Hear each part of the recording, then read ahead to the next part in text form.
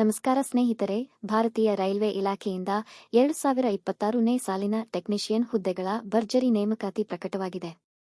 ಈ ನೇಮಕಾತಿಯಲ್ಲಿ ಒಟ್ಟು 557 ಹುದ್ದೆಗಳಿದ್ದು, ಅವುಗಳನ್ನು 2 ವಿಭಾಗಗಳಾಗಿ ವಿಂಗಡಿಸಲಾಗಿದೆ. ಮೊದಲನೆಯದಾಗಿ ಟೆಕ್ನಿಷಿಯನ್ ಗ್ರೇಡ್ 1 ಸಿಗ್ನಲ್ ಹುದ್ದೆಗಳು ಒಟ್ಟು 323 ಇವೆ. ಇವು ತಾಂತ್ರಿಕ ಜ್ಞಾನ ಹೊಂದಿರುವ ಅಭ್ಯರ್ಥಿಗಳಿಗಾಗಿ ಇರುವ ಉನ್ನತ ಮಟ್ಟದ ಹುದ್ದೆಗಳಾಗಿವೆ. ಎರಡನೆಯದಾಗಿ ಟೆಕ್ನಿಷಿಯನ್ ಗ್ರೇಡ್ 3 ಹುದ್ದೆಗಳು ಒಟ್ಟು 234 ಇವೆ. ಈ ವಿಭಾಗದಲ್ಲೇ ಹೆಚ್ಚಿನ ಹುದ್ದೆಗಳು ಇರುವುದರಿಂದ ಅಭ್ಯರ್ಥಿಗಳಿಗೆ ಅವಕಾಶವೂ ಹೆಚ್ಚು ಇದೆ.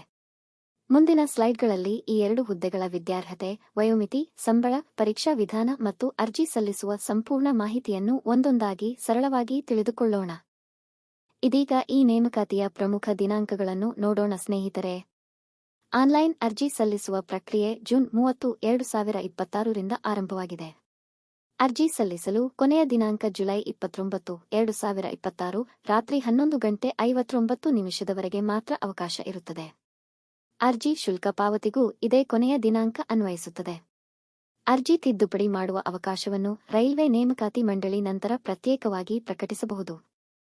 ಕಂಪ್ಯೂಟರ್ ಆಧಾರಿತ ಪರೀಕ್ಷೆಯ ದಿನಾಂಕವನ್ನು ಮುಂದಿನ ಅಧಿಸೂಚನೆಯಲ್ಲಿ ಪ್ರಕಟಿಸಲಾಗುತ್ತದೆ. ನನ್ನ ಸಲಹೆ ಏನೆಂದರೆ, ಕೊನೆಯ ದಿನದವರೆಗೆ ಕಾಯದೆ ಸಾಧ್ಯವಾದಷ್ಟು ಬೇಗ ಅರ್ಜಿ ಸಲ್ಲಿಸಿ. ಇದರಿಂದ ಸರ್ವರ್ ಸಮಸ್ಯೆ ಅಥವಾ ಕೊನೆಯ ಕ್ಷಣದ ತೊಂದರೆಗಳನ್ನು ತಪ್ಪಿಸಿಕೊಳ್ಳಬಹುದು. ಈ ನೇಮಕಾತಿಯಲ್ಲಿ 2 ಪ್ರಮುಖ ಹುದ್ದೆಗಳಿವೆ. ಮೊದಲನೆಯದು ಟೆಕ್ನಿಷಿಯನ್ ಗ್ರೇಡ್ 1 ಸಿಗ್ನಲ್. ಈ ಹುದ್ದೆಗೆ ಒಟ್ಟು 323 ಖಾಲಿ ಹುದ್ದೆಗಳಿದ್ದು, ಆರಂಭಿಕ ಮೂಲ ವೇತನ 29,200 ರೂಪೀಸ್ ಆಗಿರುತ್ತದೆ. ಈ ಹುದ್ದೆಗೆ ಸಂಬಂಧಿತ ಎಂಜಿನಿಯರಿಂಗ್ ಡಿಗ್ರಿ ಅಥವಾ ಡಿಪ್ಲೊಮಾ ಮುಂತಾದ ತಾಂತ್ರಿಕ ವಿದ್ಯಾರ್ಹತೆ ಅಗತ್ಯವಿರುತ್ತದೆ ಹಾಗೂ ವಯೋಮಿತಿ 18 ರಿಂದ 33 ವರ್ಷಗಳವರೆಗೆ ಇದೆ. ಇನ್ನು ಎರಡನೆಯದು ಟೆಕ್ನಿಷಿಯನ್ ಗ್ರೇಡ್ 3. ಈ ವಿಭಾಗದಲ್ಲಿ ಒಟ್ಟು 234 ಹುದ್ದೆಗಳಿದ್ದು, ಆರಂಭಿಕ ಮೂಲ ವೇತನ 19,900 ರೂಪೀಸ್ ಆಗಿರುತ್ತದೆ. ಸಂಬಂಧಿತ ಐಟಿಐ ಅಥವಾ ಅಪ್ರೆಂಟಿಸ್ಶಿಪ್ ಪೂರ್ಣಗೊಳಿಸಿರುವ ಅಭ್ಯರ್ಥಿಗಳು ಈ ಹುದ್ದೆಗಳಿಗೆ ಅರ್ಜಿ ಸಲ್ಲಿಸಬಹುದು. ವಯೋಮಿತಿ 18 ರಿಂದ 30 ವರ್ಷಗಳವರೆಗೆ ಇದೆ. ಒಟ್ಟಿನಲ್ಲಿ ನೋಡಿದರೆ ಗ್ರೇಡ್ 1 ಹುದ್ದೆಗಳು ಕಡಿಮೆ ಇದ್ದರೂ ಸಂಬಳ ಹೆಚ್ಚು. ಗ್ರೇಡ್ 3 ಹುದ್ದೆಗಳು ಹೆಚ್ಚಿನ ಸಂಖ್ಯೆಯಲ್ಲಿ ಇರುವುದರಿಂದ ಆಯ್ಕೆಯಾಗುವ ಅವಕಾಶವೂ ಹೆಚ್ಚು.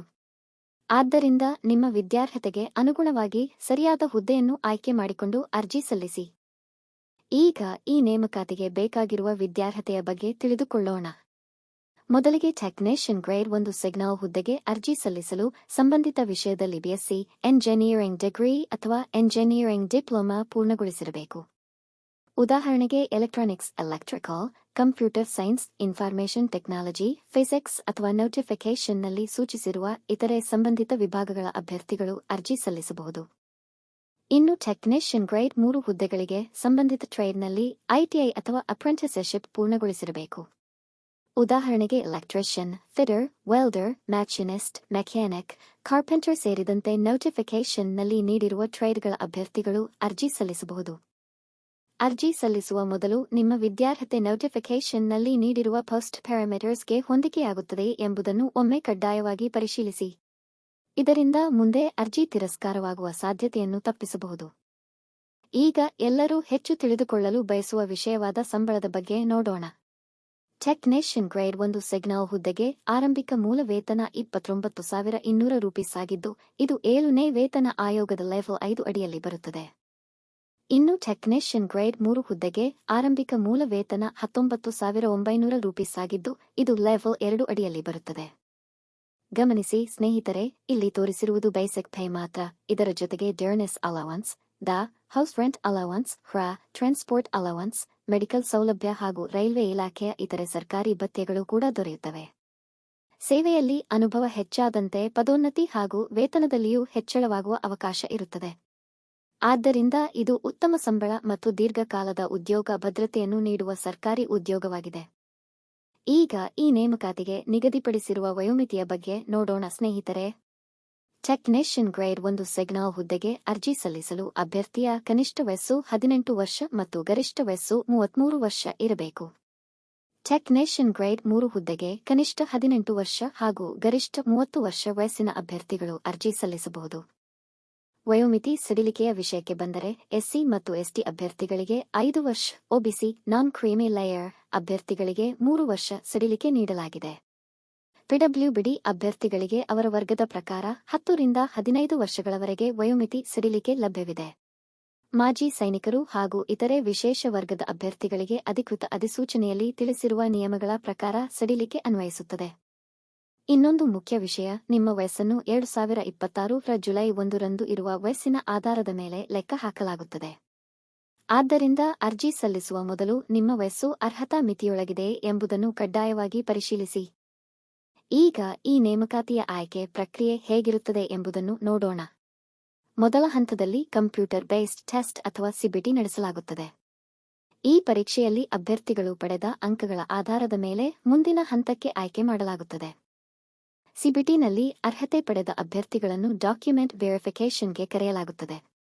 ಈ ಹಂತದಲ್ಲಿ ನಿಮ್ಮ ವಿದ್ಯಾರ್ಹತೆ, ವಯಸ್ಸು, ಜಾತಿ ಪ್ರಮಾಣಪತ್ರ ಸೇರಿದಂತೆ ಎಲ್ಲಾ ಮೂಲ ದಾಖಲೆಗಳನ್ನು ಪರಿಶೀಲಿಸಲಾಗುತ್ತದೆ. ದಾಖಲೆ ಪರಿಶೀಲನೆಯ ನಂತರ ಮೆಡಿಕಲ್ ಎಕ್ಸಾಮಿನೇಷನ್ ನಡೆಯುತ್ತದೆ. ಅಭ್ಯರ್ಥಿಯ ಆರೋಗ್ಯ ಹಾಗೂ ಸಂಬಂಧಿತ ಹುದ್ದೆಗೆ ಅಗತ್ಯವಿರುವ ವೈದ್ಯಕೀಯ ಮಾನದಂಡಗಳನ್ನು ಪರಿಶೀಲಿಸಲಾಗುತ್ತದೆ. ಈ ಎಲ್ಲಾ ಹಂತಗಳನ್ನು ಯಶಸ್ವಿಯಾಗಿ ಪೂರ್ಣಗೊಳಿಸಿದ ಅಭ್ಯರ್ಥಿಗಳ ಅಂತಿಮ ಮೆರಿಟ್ ಲಿಸ್ಟ್ ತಯಾರಿಸಿ ನೇಮಕಾತಿ ಮಾಡಲಾಗುತ್ತದೆ. ಇನ್ನೊಂದು ಪ್ರಮುಖ ವಿಷಯ ಎಂದರೆ ಸಿಬಿಟಿ ಪರೀಕ್ಷೆಯಲ್ಲಿ ಪ್ರತಿ ತಪ್ಪು ಉತ್ತರಕ್ಕೆ 1/3 ಭಾಗ ಅಂಕ ಕಡಿತವಾಗುತ್ತದೆ. ಆದ್ದರಿಂದ ಉತ್ತರ ಗೊತ್ತಿಲ್ಲದ ಪ್ರಶ್ನೆಗಳಿಗೆ ಊಹೆ ಮಾಡಿ ಉತ್ತರಿಸುವುದನ್ನು ತಪ್ಪಿಸುವುದು ಉತ್ತಮ. ಈಗ ಸಿಬಿಟಿ ಪರೀಕ್ಷೆಯ ಮಾದರಿಯ ಬಗ್ಗೆ ತಿಳಿದುಕೊಳ್ಳೋಣ ಸ್ನೇಹಿತರೆ. ಟೆಕ್ನಿಷಿಯನ್ ಗ್ರೇಡ್ 1 ಮತ್ತು ಟೆಕ್ನಿಷಿಯನ್ ಗ್ರೇಡ್ 3 ಎರಡೂ ಹುದ್ದೆಗಳಿಗೆ ಪ್ರತ್ಯೇಕ ಕಂಪ್ಯೂಟರ್ ಬೇಸ್ಡ್ ಟೆಸ್ಟ್ ನಡೆಸಲಾಗುತ್ತದೆ. ಆದರೆ ಎರಡೂ ಪರೀಕ್ಷೆಗಳಲ್ಲೂ ಒಟ್ಟು 100 ಬಹು ಆಯ್ಕೆ ಪ್ರಶ್ನೆಗಳು ಇರುತ್ತವೆ ಮತ್ತು ಪರೀಕ್ಷೆಗೆ 90 ನಿಮಿಷಗಳ ಸಮಯ ನೀಡಲಾಗುತ್ತದೆ. ಈ ಪರೀಕ್ಷೆಯನ್ನು ಸಂಪೂರ್ಣವಾಗಿ ಆನ್ಲೈನ್ ಮೋಡ್ನಲ್ಲಿ ನಡೆಸಲಾಗುತ್ತದೆ. ಇದರಲ್ಲಿ mathematics, general intelligence reasoning, general science ಹಾಗೂ ಜನರಲ್ ಅವೇರ್ನೆಸ್ ವಿಷಯಗಳಿಂದ ಪ್ರಶ್ನೆಗಳು ಬರುತ್ತವೆ. ಇನ್ನೊಂದು ಮುಖ್ಯ ವಿಷಯ ಎಂದರೆ ನೆಗೆಟಿವ್ ಮಾರ್ಕಿಂಗ್ ಇದೆ. ನೀವು ಒಂದು ಪ್ರಶ್ನೆಗೆ ತಪ್ಪು ಉತ್ತರ ನೀಡಿದರೆ ನಿಮ್ಮ ಸರಿಯಾದ ಅಂಕಗಳಿಂದ 1/3 ಭಾಗ ಅಂಕ ಕಡಿತ ಮಾಡಲಾಗುತ್ತದೆ. ಆದ್ದರಿಂದ ಉತ್ತರ ಖಚಿತವಾಗಿದ್ದಾಗ ಮಾತ್ರ ಉತ್ತರಿಸುವುದು ಉತ್ತಮ. ಸಿಬಿಟಿ ಪರೀಕ್ಷೆಯಲ್ಲಿ ಪಡೆದ ಅಂಕಗಳ ಆಧಾರದ ಮೇಲೆ ಮುಂದಿನ ಹಂತವಾದ ಡಾಕ್ಯುಮೆಂಟ್ ವೆರಿಫಿಕೇಷನ್ ಮತ್ತು ಮೆಡಿಕಲ್ ಎಕ್ಸಾಮಿನೇಷನ್ಗೆ ಅಭ್ಯರ್ಥಿಗಳನ್ನು ಆಯ್ಕೆ ಮಾಡಲಾಗುತ್ತದೆ. ಆದ್ದರಿಂದ ಈ ಪರೀಕ್ಷೆಗೆ ಉತ್ತಮ ತಯಾರಿ ಮಾಡಿಕೊಳ್ಳುವುದು ಬಹಳ ಮುಖ್ಯ. ಈಗ ಅರ್ಜಿ ಶುಲ್ಕದ ಬಗ್ಗೆ ತಿಳಿದುಕೊಳ್ಳೋಣ ಸ್ನೇಹಿತರೆ. ಜನರಲ್, ಒಬಿಸಿ ಮತ್ತು ಇಡಬ್ಲ್ಯೂಎಸ್ ಅಭ್ಯರ್ಥಿಗಳಿಗೆ ಅರ್ಜಿ ಶುಲ್ಕ ₹500 ನಿಗದಿಪಡಿಸಲಾಗಿದೆ. ಆದರೆ ಅಭ್ಯರ್ಥಿಗಳು ಸಿಬಿಟಿ ಪರೀಕ್ಷೆಗೆ ಹಾಜರಾದರೆ ಬ್ಯಾಂಕ್ ಶುಲ್ಕವನ್ನು ಕಡಿತಗೊಳಿಸಿ ₹400 ಮರುಪಾವತಿ ಮಾಡಲಾಗುತ್ತದೆ. ಇನ್ನು ಎಸ್ಸಿ, ಎಸ್ಟಿ, ಪಿಡಬ್ಲ್ಯೂಬಿಡಿ, ಮಾಜಿ ಸೈನಿಕರು, ಮಹಿಳಾ ಅಭ್ಯರ್ಥಿಗಳು, ಟ್ರಾನ್ಸ್ಜೆಂಡರ್ ಹಾಗೂ ಇಬಿಸಿ ಅಭ್ಯರ್ಥಿಗಳಿಗೆ ಅರ್ಜಿ ಶುಲ್ಕ ₹250 ಮಾತ್ರ. ವಿಶೇಷವಾಗಿ ಈ ವರ್ಗದ ಅಭ್ಯರ್ಥಿಗಳು ಸಿಬಿಟಿ ಪರೀಕ್ಷೆಗೆ ಹಾಜರಾದರೆ ಬ್ಯಾಂಕ್ ಶುಲ್ಕವನ್ನು ಹೊರತುಪಡಿಸಿ ಬಹುತೇಕ ಸಂಪೂರ್ಣ ₹250 ಮರುಪಾವತಿ ಮಾಡಲಾಗುತ್ತದೆ. ಅರ್ಜಿ ಶುಲ್ಕವನ್ನು ಯುಪೇ, debit card, credit card, net banking ಅಥವಾ ಇತರೆ ಆನ್ಲೈನ್ ಪೇಮೆಂಟ್ ವಿಧಾನಗಳ ಮೂಲಕ ಪಾವತಿಸಬಹುದು. ಇಲ್ಲಿ ಒಂದು ಮುಖ್ಯ ವಿಷಯ ಏನೆಂದರೆ ರಿಫಂಡ್ ಪಡೆಯಲು ಅಭ್ಯರ್ಥಿಗಳು ಸಿಬಿಟಿ ಪರೀಕ್ಷೆಗೆ ಕಡ್ಡಾಯವಾಗಿ ಹಾಜರಾಗಬೇಕು. ಪರೀಕ್ಷೆಗೆ ಹಾಜರಾಗದಿದ್ದರೆ ಯಾವುದೇ ಮರುಪಾವತಿ ದೊರೆಯುವುದಿಲ್ಲ. ಈಗ ಅರ್ಜಿ ಸಲ್ಲಿಸಲು ಬೇಕಾಗುವ ಪ್ರಮುಖ ದಾಖಲೆಗಳ ಬಗ್ಗೆ ತಿಳಿದುಕೊಳ್ಳೋಣ. ಮೊದಲನೆಯದಾಗಿ ಆಧಾರ್ ಕಾರ್ಡ್ ಅಥವಾ ಮಾನ್ಯ ಗುರುತಿನ ಚೀಟಿ ನಿಮ್ಮ ಬಳಿ ಇರಬೇಕು. ನಂತರ ಸ್ಲಕ್, ಐಟಿಐ, ಡಿಪ್ಲೊಮಾ ಅಥವಾ ಡಿಗ್ರಿ ಸೇರಿದಂತೆ ನಿಮ್ಮ ವಿದ್ಯಾರ್ಹತೆಗೆ ಸಂಬಂಧಿಸಿದ ಪ್ರಮಾಣಪತ್ರಗಳು ಅಗತ್ಯವಾಗುತ್ತವೆ. ಅದರ ಜೊತೆಗೆ ಇತ್ತೀಚಿನ ಪಾಸ್ಪೋರ್ಟ್ ಸೈಜ್ ಫೋಟೋ ಮತ್ತು ಸ್ಪಷ್ಟವಾದ ಸ್ಕ್ಯಾನ್ಡ್ ಸಿಗ್ನೇಚರ್ ಅನ್ನು ನೋಟಿಫಿಕೇಷನ್ನಲ್ಲಿ ತಿಳಿಸಿರುವ ಗಾತ್ರ ಮತ್ತು ಮಾದರಿಯಂತೆ ಸಿದ್ಧಪಡಿಸಿಕೊಳ್ಳಬೇಕು. ಎಸ್ಸಿ, ಎಸ್ಟಿ, ಒಬಿಸಿ ಅಥವಾ ಇಡಬ್ಲ್ಯೂಎಸ್ ಅಭ್ಯರ್ಥಿಗಳಾದರೆ ಮಾನ್ಯ ಜಾತಿ ಅಥವಾ ಮೀಸಲಾತಿ ಪ್ರಮಾಣಪತ್ರವು ಅಗತ್ಯವಾಗುತ್ತದೆ. ಪಿಡಬ್ಲ್ಯೂಬಿಡಿ ಅಭ್ಯರ್ಥಿಗಳು ತಮ್ಮ ಅಂಗವೈಕಲ್ಯ ಪ್ರಮಾಣಪತ್ರವನ್ನು ಕೂಡ ಸಿದ್ಧವಾಗಿಟ್ಟುಕೊಳ್ಳಬೇಕು. ಟೆಕ್ನಿಷಿಯನ್ ಗ್ರೇಡ್ 3 ಹುದ್ದೆಗಳಿಗೆ ಅರ್ಜಿ ಸಲ್ಲಿಸುವ ಅಭ್ಯರ್ಥಿಗಳು ತಮ್ಮ ಐಟಿಐ ಅಥವಾ ಅಪ್ರೆಂಟಿಸ್ಶಿಪ್ ಟ್ರೇಡ್ ಸರ್ಟಿಫಿಕೇಟ್ ಅನ್ನು ಹಾಗೂ ಗ್ರೇಡ್ 1 ಅಭ್ಯರ್ಥಿಗಳು ಸಂಬಂಧಿತ ಡಿಗ್ರಿ ಅಥವಾ ಡಿಪ್ಲೊಮಾ ದಾಖಲೆಗಳನ್ನು ಸಿದ್ಧವಾಗಿಟ್ಟುಕೊಳ್ಳಬೇಕು. ಇನ್ನೊಂದು ಮುಖ್ಯ ವಿಷಯ ಎಂದರೆ ಅರ್ಜಿ ಸಲ್ಲಿಸುವಾಗ ಬಳಸುವ ಮೊಬೈಲ್ ಸಂಖ್ಯೆ ಮತ್ತು ಇಮೇಲ್ ಸಕ್ರಿಯವಾಗಿರಬೇಕು. ಏಕೆಂದರೆ ಒಟಿಪಿ, ಅಪ್ಲಿಕೇಶನ್ ಅಪ್ಡೇಟ್ಸ್ ಹಾಗೂ ಮುಂದಿನ ಎಲ್ಲಾ ಮಾಹಿತಿಗಳು ಇದೇ ಮೂಲಕ ಬರುತ್ತವೆ. ಆದ್ದರಿಂದ ಅರ್ಜಿ ಪ್ರಾರಂಭಿಸುವ ಮೊದಲು ಈ ಎಲ್ಲಾ ದಾಖಲೆಗಳನ್ನು ಸಿದ್ಧವಾಗಿಟ್ಟುಕೊಂಡರೆ ಅರ್ಜಿ ಸಲ್ಲಿಸುವ ಪ್ರಕ್ರಿಯೆ ತುಂಬಾ ಸುಲಭವಾಗುತ್ತದೆ. ಈಗ ಅಧಿಕೃತ ಆರ್ಆರ್ಬಿ ವೆಬ್ಸೈಟ್ನಲ್ಲಿ ಅರ್ಜಿ ಸಲ್ಲಿಸುವ ಸಂಪೂರ್ಣ ವಿಧಾನವನ್ನು ನೋಡೋಣ. ಮೊದಲಿಗೆ ಆರ್ಆರ್ಬಿ ಅಪ್ಲೈ ಪೋರ್ಟಲ್ ಅನ್ನು ತೆರೆಯಿರಿ. ಅಲ್ಲಿ ಟೆಕ್ನಿಷಿಯನ್ ಗ್ರೇಡ್ 1 ಸಿಗ್ನಲ್ ಮತ್ತು ಟೆಕ್ನಿಷಿಯನ್ ಗ್ರೇಡ್ 3 ಎಂಬ 2 ಹುದ್ದೆಗಳು ಕಾಣಿಸುತ್ತವೆ. ನೀವು ಅರ್ಜಿ ಸಲ್ಲಿಸಬೇಕಾದ ಹುದ್ದೆಯ ಎದುರಿನ ಅಪ್ಲೈ ಬಟನ್ ಮೇಲೆ ಕ್ಲಿಕ್ ಮಾಡಿ. ಅದರ ನಂತರ ಲಾಗಿನ್ ಪುಟ ತೆರೆದುಕೊಳ್ಳುತ್ತದೆ. ಈಗಾಗಲೇ ಆರ್ಆರ್ಬಿ ಅಕೌಂಟ್ ಇದ್ದರೆ ಅದರಿಂದ ಲಾಗಿನ್ ಮಾಡಬಹುದು. ಇಲ್ಲವಾದರೆ ಆಧಾರ್ ಮೂಲಕ ಲಾಗಿನ್ ಮಾಡಬಹುದು ಅಥವಾ ಹೊಸ ಅಭ್ಯರ್ಥಿಗಳಾದರೆ ನ್ಯೂ ರಿಜಿಸ್ಟ್ರೇಷನ್ ಆಯ್ಕೆ ಮಾಡಿ ಹೊಸ ಖಾತೆಯನ್ನು ರಚಿಸಬಹುದು. ಹೊಸ ರಿಜಿಸ್ಟ್ರೇಷನ್ ಮಾಡುವ ಅಭ್ಯರ್ಥಿಗಳು ತಮ್ಮ ಹೆಸರು, ಮೊಬೈಲ್ ಸಂಖ್ಯೆ, ಇಮೇಲ್ ಐಡಿ ಹಾಗೂ ಇತರೆ ವೈಯಕ್ತಿಕ ವಿವರಗಳನ್ನು ಭರ್ತಿ ಮಾಡಬೇಕು. ನಂತರ ಡಿಜಿಲಾಕರ್ ಅಥವಾ ಆಧಾರ್ ಮೂಲಕ ಐಡೆಂಟಿಟಿ ವೆರಿಫಿಕೇಷನ್ ಪೂರ್ಣಗೊಳಿಸಬೇಕು.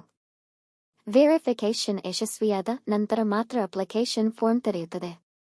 ನಂತರ ನಿಮ್ಮ ವೈಯಕ್ತಿಕ ಮಾಹಿತಿ, ವಿದ್ಯಾರ್ಹತೆ, ವರ್ಗ, ವಿಳಾಸ ಹಾಗೂ ಅಗತ್ಯ ವಿವರಗಳನ್ನು ಸರಿಯಾಗಿ ಭರ್ತಿ ಮಾಡಿ. ಮುಂದೆ ಲೈವ್ ಫೋಟೋ, ಸಿಗ್ನೇಚರ್ ಹಾಗೂ ಅಗತ್ಯ ದಾಖಲೆಗಳನ್ನು ಅಪ್ಲೋಡ್ ಮಾಡಿ. ನಂತರ ನಿಮ್ಮ ವರ್ಗಕ್ಕೆ ಅನುಗುಣವಾಗಿ ಅರ್ಜಿ ಶುಲ್ಕವನ್ನು ಪಾವತಿಸಿ ಫೈನಲ್ ಸಬ್ಮಿಟ್ ಮೇಲೆ ಕ್ಲಿಕ್ ಮಾಡಿ. ಕೊನೆಯಲ್ಲಿ ಅಪ್ಲಿಕೇಶನ್ PDF ಅನ್ನು ಡೌನ್ಲೋಡ್ ಮಾಡಿಕೊಂಡು ಭವಿಷ್ಯದ ಬಳಕೆಗೆ ಸುರಕ್ಷಿತವಾಗಿ ಉಳಿಸಿಕೊಳ್ಳಿ. ಅರ್ಜಿ ಸಲ್ಲಿಸುವ ಮೊದಲು ಕೆಲವು ಪ್ರಮುಖ ವಿಷಯಗಳನ್ನು ನೆನಪಿಟ್ಟುಕೊಳ್ಳಿ. ಅರ್ಜಿ ನಮೂನೆಯಲ್ಲಿ ನೀಡುವ ಎಲ್ಲಾ ಮಾಹಿತಿಯೂ ನಿಮ್ಮ ಮೂಲ ದಾಖಲೆಗಳಿಗೆ ಹೊಂದಿಕೆಯಾಗಬೇಕು. ಫೋಟೋ ಮತ್ತು ಸಹಿಯನ್ನು ನೋಟಿಫಿಕೇಷನ್ನಲ್ಲಿ ಸೂಚಿಸಿರುವ ಗಾತ್ರ ಮತ್ತು ನಿಯಮಗಳ ಪ್ರಕಾರವೇ ಅಪ್ಲೋಡ್ ಮಾಡಿ. ನಿಮ್ಮ ವಿದ್ಯಾರ್ಹತೆ ಹಾಗೂ ವಯೋಮಿತಿ ಸಂಬಂಧಿತ ಹುದ್ದೆಗೆ ಹೊಂದಿಕೆಯಾಗುತ್ತದೆಯೇ ಎಂಬುದನ್ನು ಮತ್ತೊಮ್ಮೆ ಪರಿಶೀಲಿಸಿ. ಅರ್ಜಿ ಶುಲ್ಕ ಪಾವತಿಸಿದ ನಂತರ ಫೈನಲ್ ಸಬ್ಮಿಟ್ ಮಾಡಿ ಮತ್ತು ಅಪ್ಲಿಕೇಶನ್ PDF ಅನ್ನು ಡೌನ್ಲೋಡ್ ಮಾಡಿಕೊಂಡು ಸುರಕ್ಷಿತವಾಗಿ ಉಳಿಸಿಕೊಳ್ಳಿ. ನೀವು ಬಳಸುವ ಮೊಬೈಲ್ ನಂಬರ್ ಮತ್ತು ಇಮೇಲ್ ಐಡಿ ಸಕ್ರಿಯವಾಗಿರಲಿ, ಏಕೆಂದರೆ ಮುಂದಿನ ಎಲ್ಲಾ ಮಾಹಿತಿಗಳು ಅದಕ್ಕೆ ಬರುತ್ತವೆ. ಹಾಗೂ ಅತ್ಯಂತ ಮುಖ್ಯವಾಗಿ, ಕೊನೆಯ ದಿನದವರೆಗೆ ಕಾಯದೆ ಸಾಧ್ಯವಾದಷ್ಟು ಬೇಗ ಅರ್ಜಿ ಸಲ್ಲಿಸಿ. ಈ ನೇಮಕಾತಿಯ ಅಧಿಕೃತ ನೋಟಿಫಿಕೇಷನ್ PDF ಮತ್ತು ಅಪ್ಲೈ ಲಿಂಕ್ ಅನ್ನು ನಾನು ವಿಡಿಯೋ ಡಿಸ್ಕ್ರಿಪ್ಷನ್ನಲ್ಲಿ ನೀಡಿದ್ದೇನೆ. ಅಲ್ಲಿಂದ ನೇರವಾಗಿ ಅಧಿಕೃತ ವೆಬ್ಸೈಟ್ಗೆ ಭೇಟಿ ನೀಡಿ ಅರ್ಜಿ ಸಲ್ಲಿಸಬಹುದು. ಈ ವಿಡಿಯೋ ನಿಮಗೆ ಉಪಯುಕ್ತವಾಗಿದೆ ಎಂದು ಅನಿಸಿದರೆ ಒಂದು ಲೈಕ್ ಮಾಡಿ ಮತ್ತು ನಿಮ್ಮ ಸ್ನೇಹಿತರೊಂದಿಗೆ ಶೇರ್ ಮಾಡಿ. ಇತರೆ ಸರ್ಕಾರಿ ಉದ್ಯೋಗಗಳ ಹೊಸ ಮಾಹಿತಿಗಾಗಿ ನಮ್ಮ ಚಾನೆಲ್ ಅನ್ನು ಸಬ್ಸ್ಕ್ರೈಬ್ ಮಾಡಿ ಮತ್ತು ಬೆಲ್ ಐಕಾನ್ ಅನ್ನು ಒತ್ತುವುದನ್ನು ಮರೆಯಬೇಡಿ. ಮತ್ತೆ ಇನ್ನೊಂದು ಹೊಸ ಉದ್ಯೋಗ ಮಾಹಿತಿಯೊಂದಿಗೆ ಭೇಟಿಯಾಗೋಣ. ಧನ್ಯವಾದಗಳು.